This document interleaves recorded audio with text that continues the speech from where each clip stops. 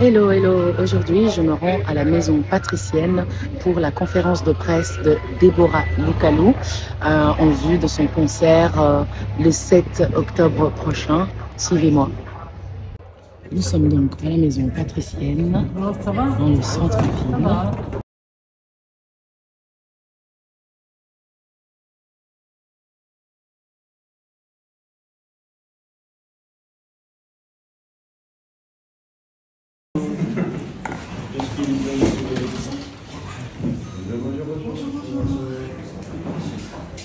Ah, on salue votre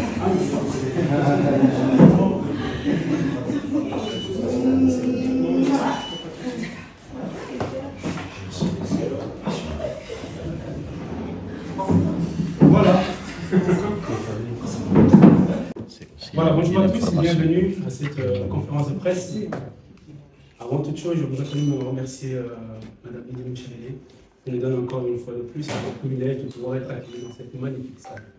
Lydia Michellet qui n'est plus à présenter, qui est donc cheville à l'égalité des chances, au patrimoine public ainsi qu'au logement de la ville de Bruxelles. Voilà, merci à vous tous d'être venus aujourd'hui à cette conférence de presse. Je me présente. Je m'appelle Fabrice Fédéry, c'est moi qui serai aujourd'hui la personne qui va conduire, je vais essayer de conduire cette conférence de presse de la manière qu'il le faut, sans pour autant perdre nos moyens à côté de l'agence. Voilà, donc, je suis donc exprimé en même temps aussi ma gratitude à tous les journalistes qui sont venus de laisser vos occupations afin de venir assister à cette conférence de presse. Nous vous en remercions. Alors, sans plus tarder, laissez-moi vous présenter l'artiste. L'artiste au parcours exceptionnel, Deborah Lukalou. Elle est une source d'inspiration pour nous tous, vous le savez, bien sûr. Nous avons le privilège aujourd'hui de plonger dans son histoire remarquable. Permettez-moi donc de présenter Deborah Lukalou, une femme extraordinaire, source d'inspiration pour nous tous, née un certain 24 mars à Lubumbashi, en République démocratique du Congo. Elle est cadette et bien sûr la seule fille d'une famille de 4 enfants. Malheureusement, elle perd très jeune, elle perd son père, ce qui la pousse à venir à soutenir sa mère dans les tâches avant que celle-ci puisse partir en Afrique du Sud pour poursuivre ses études. Ce développement l'a conduit à assumer ce rôle donc, avec beaucoup d'art. Dès son plus jeune âge, Deborah a fréquenté une église locale. À 16 ans, elle ouvre son cœur à Jésus, l'acceptant comme Seigneur et Sauveur de son âme, et a choisi ainsi de se faire baptiser. Son intimité avec les seigneurs transparaît particulièrement dans son ministère du chant. Deborah avoue une passion profonde pour la musique gospel et a commencé à chanter dans le chorale de son église dès son plus jeune âge. Elle retrouve reconfort en exprimant donc les merveilles du Père Céleste malgré son statut d'orpheline. Depuis 2018, Deborah est mariée et comblée par la présence de 2 merveilleux enfants. Elle mène une vie heureuse à Atlanta, aux États-Unis. En tant que chanteuse du label Black Rock Agency, elle a déjà publié 2 albums, dont le premier, Love Rocker, sorti en 2005, qui a conduit à un succès immédiat. Apparemment, on ne s'attendait pas à ce succès. Elle a également enregistré un demi-album et plusieurs singles à succès. Son talent l'a mené à collaborer avec de nombreux artistes renommés. Que nous puissions les sortir de la pauvreté et qu'ils puissent aussi émerger dans la société. Donc ça, c'est vraiment notre objectif parce que nous allons aussi collecter de l'argent pendant le concert, nous allons vendre des choses qui vont permettre à ce que nous puissions assister encore plus d'enfants en RDC. Nous avons Lubumbashi, Kinshasa principalement, mais nous voulons et nous étendre partout pour que plus d'enfants puissent bénéficier d'une scolarité convenable et qu'ils puissent sortir de la pauvreté. Parce que sans éducation, c'est impossible que les enfants pauvres puissent vraiment vivre une vie décente. Et donc notre objectif en tant que la réussite, c'est vraiment d'aider ces enfants à quitter la pauvreté et à rentrer quand même dans le monde. Bonjour à toutes et à tous. Bon, je vois qu'il y a beaucoup de journalistes hommes, donc je suppose que vous travaillez aussi avec des femmes. Ah, je vois une femme. Bonjour à toutes, donc je suis à fait identique. Alors, tout d'abord, bienvenue encore à l'artiste Deborah Lukalou. Alors, je vais un peu donner c'est quoi la vision politique de la ville. De un, c'est la féminisation de la culture. on veut que la grande scène culturelle soit occupée par les femmes. À la ville, en fait, on a aussi un message d'inclusion. Ça veut dire qu'à la ville de Bruxelles, on a 184 nationalités et communautés dans toute notre ville. Et on veut que toutes ces communautés et toutes ces nationalités se réunissent dans des lieux. Déborah, c'est une artiste issue de la diaspora subsaharienne, comme on appelle ça. Et donc, pour nous, c'est important de montrer que la ville est ouverte à des artistes femmes, à des artistes qui sont issus d'une minorité. Quand il a décidé d'organiser le concert, il m'a adressé une invitation. Et très vite, on a eu des bruits de certains activistes qui faisaient des vidéos, etc., etc. Alors, moi, ce que j'ai dit au pasteur, j'ai dit, en fait, et le pasteur s'est dit, mais il y a déjà eu un concert de la sœur Déborah qui a été annulé à Paris, je pense. Ouais. Quand il m'a dit ça, j'ai juste beaucoup rigolé. J'ai dit, en fait, voilà, à la ville de Bruxelles, je pense qu'on l'a déjà démontré.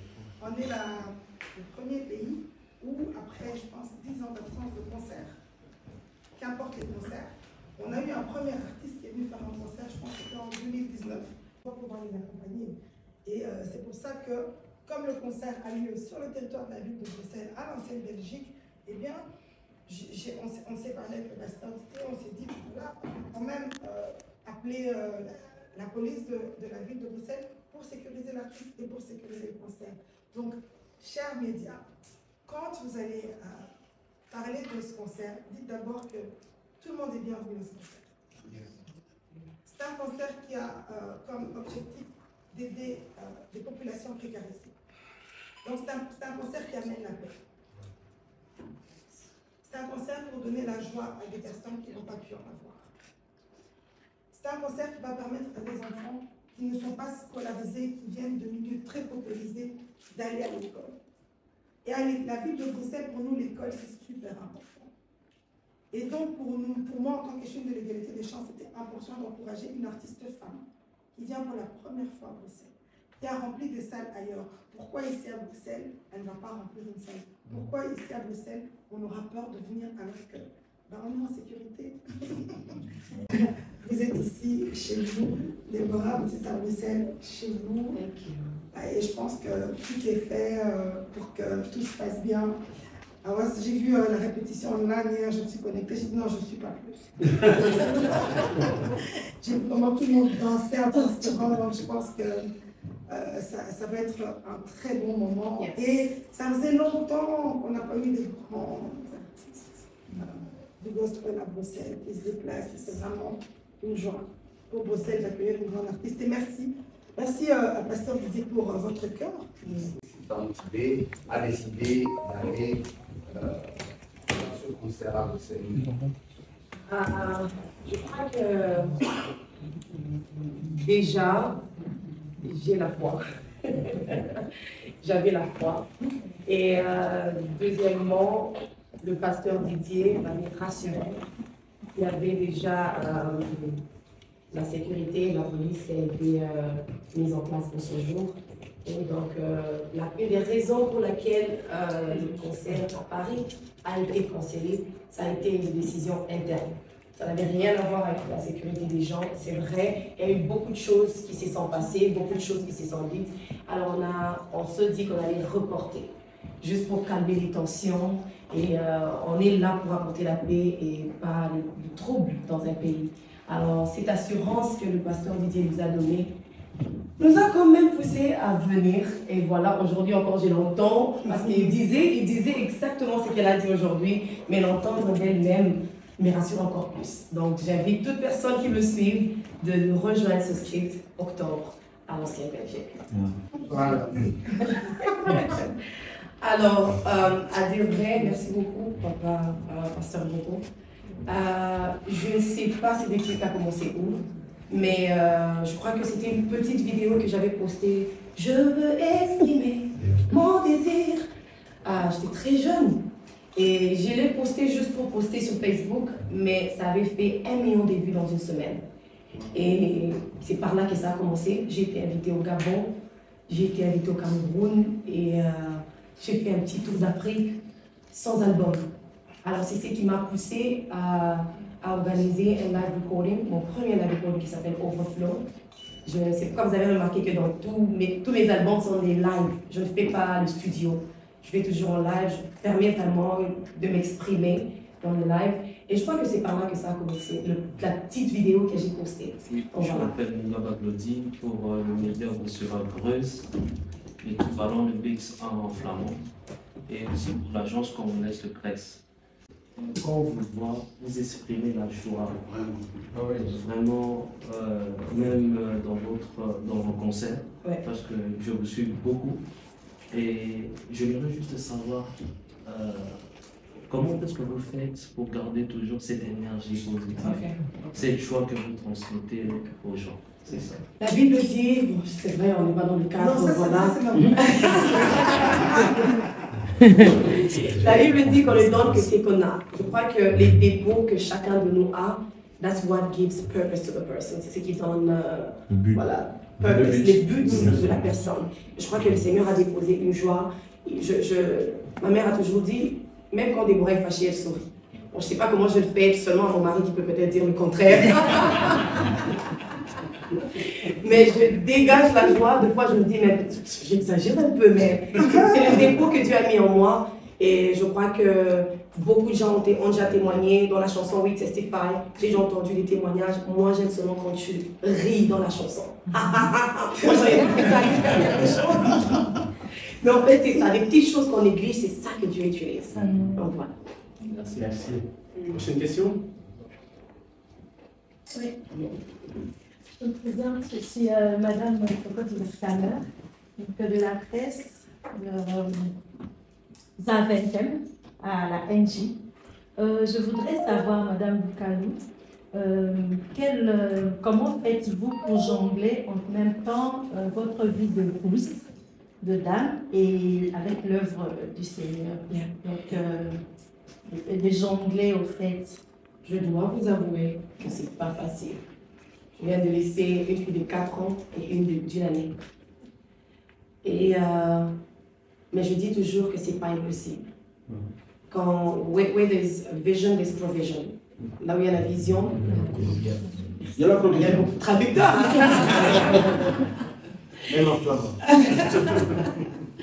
Donc, je rends grâce à Dieu de m'avoir donné une belle famille exceptionnelle qui m'aide. But I think it's all a matter of balance. Savoir faire la part des choses. Il y a un temps pour la famille, un temps pour le ministère, un temps pour se renfermer, pour aller en retraite, un temps pour se ressourcer avec la prédication. Juste être, parce que je gère la chorale à l'église. Donc tout ça, là, être mère, être femme, être publique. Donc, it's just a matter of balancing. Il y a un moment où mon mari dit, OK, en décembre, on fait absolument rien. Et c'est vrai, bon, c'est pas facile, mais c'est faisable. C'est faisable. Et je suis sûre qu'il y a des femmes là-dehors qui se disent, mais comment est-ce que... Je suis en train de leur dire que c'est possible d'être femme, d'être une femme entreprenante, c'est ça? Entreprenante. Et dans l'œuvre de Dieu, tout au même moment, I think it is possible. Je peux rebondir sur cette question. Je vais poser la question à l'autre journaliste. Parce que moi, en fait, c'est la question, j'aime beaucoup cette question quand on la pose. Est-ce que si c'était un homme, vous alliez poser la même question?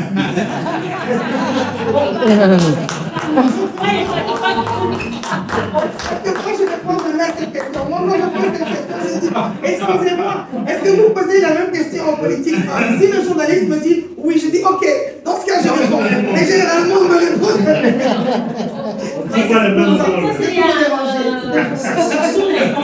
En fait, je voudrais éclaircir. Je pose cette question non seulement par rapport à moi, parce que moi, je comprends le fait qu'on peut à la fois faire de tas de choses.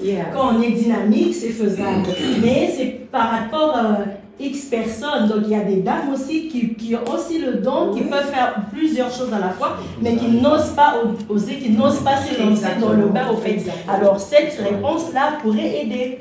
Donc, deuxième et dernière question. En fait, quelles sont les difficultés rencontrées pendant ton parcours, au fait? Parce que ça ne peut pas toujours être rose. Oui. Je crois que je dirais, j'ai deux. Des fois, tu as envie d'être humain. Aller au mall avec ta famille, Mais c'est pratiquement impossible sans qu'on te demande des photos, sans qu'on te repère. Non, c'est elle. C'est vrai, ça fait du bien, mais à un moment, you just want to be human.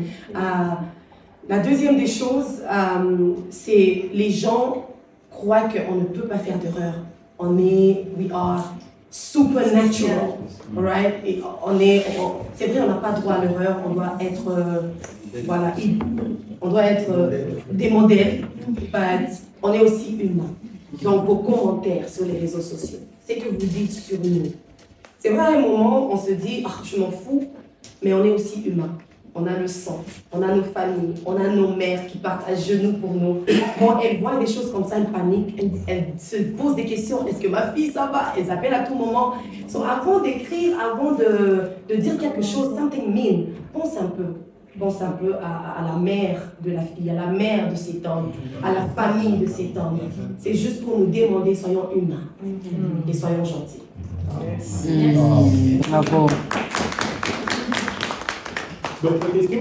Oui, Yves Lodonou de Marais, FM de Radio Campus, sur le Rapala. Vous avez dit tout à l'heure que vous êtes mondial sur le plan sonorité, artistique, composition. Est-ce que vous mettez un focus sur les chansons composées en langue nationale, plus que l'anglais, le français, l'espagnol, que sais-je encore? Moi, je chante, je parle 4 langues, le français, l'anglais, j'entends très bien le lingala, certes, voilà, le swahili et puis le zoulou. Donc 5 disent, waouh, ok, 5. Mais je dois chanter dans une langue où je me sens confortable.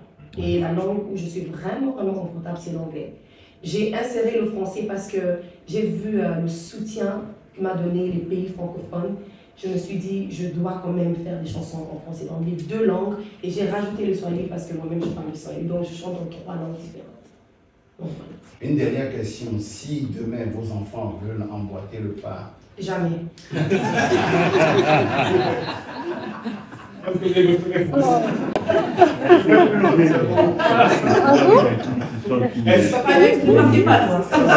Comparer d'autres communautés africaines et les Congolais, c'est où vous trouvez un peu la chaleur que vous avez besoin? Est-ce que je dois le dire devant la caméra? Je dois avouer que les Ivoiriens ont fait la chose. Les Ivoiriens, ils m'ont montré l'amour. Mais si on doit combiner partout dans le monde, je dois dire que quand même je suis congolaise. Et les Congolais ont mis là-bas. C'est vrai qu'on a une manière de montrer notre amour. Un Congolais peut te critiquer, mais il t'aime. Ouais. Et voilà. Donc on a une manière de montrer l'amour et voilà. Nous sommes nous et on s'aime comme ça. Parce que Déborah, vous avez quitté le Congo très jeune. Ouais. Vous avez dit 4 ans, 9 ans. 9 ans. 9 ans. Oui. Aujourd'hui, vous êtes une personnalité dans la musique gospel. Alors la question est de savoir si vous avez déjà songé à agir comme une personnalité qui pèse sur les matières congolaises. C'est la question. Bien sûr, déjà, dès les débuts de mon ministère, on a commencé à aider certains orphelinats. Et là, déjà, mon mari et moi, on compte construire une orphelinat de Lubumbashi pour aider beaucoup d'orphelins dans les années futures. Et deuxièmement, je joue un grand rôle, comme on a parlé de Madjabou Gospel. On a de Madjabou Talent, où je suis ambassadeur, qui aide beaucoup et encore beaucoup d'enfants. Aujourd'hui, on a Madjabou Rafiki, que vous suivez à la télé. Et je suis ambassadrice et juge là-bas. Et par ce label, on est en train de faire beaucoup et encore beaucoup sur le terrain et le pays du Congo. Et je crois que ce sont les choses que le Seigneur nous a mis à cœur à faire. Et bien voilà, je crois que le Seigneur va aussi ouvrir beaucoup de grandes portes. Mais la première des choses que, d'abord, moi je suis orpheline. Et donc ça me donne encore envie de le faire et de faire encore plus. On va très bientôt, je ne vais pas tout révéler, c'est quoi je suis en train de choisir. Quoi vous dire, mais très bientôt, on va rentrer à Lubumbashi et ouvrir cet orphelinat par la grâce de Dieu. Merci. Les amis de Belgique, oui.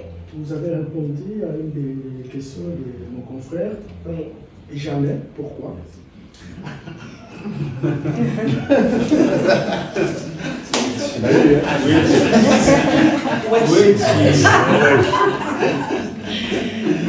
Papa, si vous m'aviez demandé il y a de cela 10 ans que j'allais traverser toutes les choses que j'ai traversées à cause du ministère, j'allais dire à Dieu, oh, je prends cette route, hein. J'allais peut-être être docteur, faire quelque chose, parce qu'on a besoin des docteurs chrétiens, on a besoin de lawyers, on a besoin, c'est pas seulement être pasteur et être chantre qui fait la chose. Donc, je ne mérite pas voir mes enfants prendre cette route. Il y a beaucoup des hypocrites, il y a beaucoup de méchants. Yes. Pour protéger mes enfants qui partent à l'école, si seulement j'avais écouté ma mère. Mais aujourd'hui, entendre les témoignages, je me dis, j'ai fait le bon choix. J'ai fait le bon choix. Je dois me focaliser à ceux qui t'aiment, ceux qui t'encouragent. Et voilà, si Jésus lui-même n'a pas été aimé dans sa propre ville, je crois qu'il nous a servi d'un exemple. Et pourquoi non à mes enfants? Je veux pas leur imposer, mais je ne mérite pas qu'ils prennent cette route. Qu'ils partent à l'école, qu'ils étudient. C'est une bonne chose. Je vous invite massivement que ce samedi, personne ne rentrera à la maison de la même manière qu'il est entré. Le Seigneur nous a promis de grandes choses. Et comme le pasteur Didier l'a dit, ce n'est pas chaque jour qu'on vient. Ça fait 7 ans que je suis invitée ici à Bruxelles, ici en Europe. But this is the first time. Et le premier pays où je viens, c'est Bruxelles. Donc, je vous rassure que ce samedi, ça sera merveilleux. On va chanter, on va danser, on va adorer. Il y aura la guérison, il y aura des délivrances. Le Seigneur sera vraiment présent. Et à lui soit la gloire ce 7 septembre, pour ce 7 octobre. Donc venez nombreux. Aujourd'hui, on a la chance d'avoir un bourgmestre qui est très ouvert sur le monde. Et c'est pour ça que ça nous permet d'accueillir une petite bande d'artistes avec les honneurs qui lui sont dus. Pourquoi on a tenu à faire cette conférence de presse à la ville de Bruxelles? C'est pour dire en fait que c'est un concert où les autorités communales sont informées, que les autorités communales accompagnent l'artiste dans sa sécurité. Et la police est là pour assurer la sécurité, non pas seulement de l'artiste, mais des personnes qui viennent. Donc tout le monde sera en sécurité et en toute quiétude. Donc venez nombreux, comme je vous l'ai dit, c'est un message, c'est un concert, il y aura la paix. Et on transmet juste un message de paix. Et il faut que notre communauté congolaise soit apaisée parce que ça ne sert à rien d'importer les problèmes politiques du Congo ici. On a nos problèmes. On a nos problèmes en Belgique qu'on n'apporte pas ailleurs. On a des problèmes communautaires sérieux ici. Est-ce que nous, on a apporté ça ailleurs? Donc quand vous voyez quelqu'un qui veut apporter des problèmes, dites-lui s'il vous plaît, vivons en paix. On doit construire des crèches, on doit construire des écoles, on doit construire des maisons, on doit arrêter la discrimination raciale, on doit permettre aux femmes artistes de performer. Hein? On doit permettre... Merci Pasteur Didier d'avoir permis ce concert, merci d'avoir eu cette idée et j'espère qu'il y a beaucoup d'enfants aidés par l'ASBL la réussite qui vont bénéficier d'un catalogue de chaussures, de bancs, de bienveillance après ce concert. Suivre la capella. Il y a un verre d'amitié qui nous a été gracieusement offert par la ville de Bruxelles à Clinique. Merci. Merci à l'échevine Lydia Mouchebele. Merci à vous tous d'avoir disposé de votre temps pour venir à cette conférence de presse. Rendez-vous samedi. Ne manquez pas. Prenez vos billets à 16h. Merci.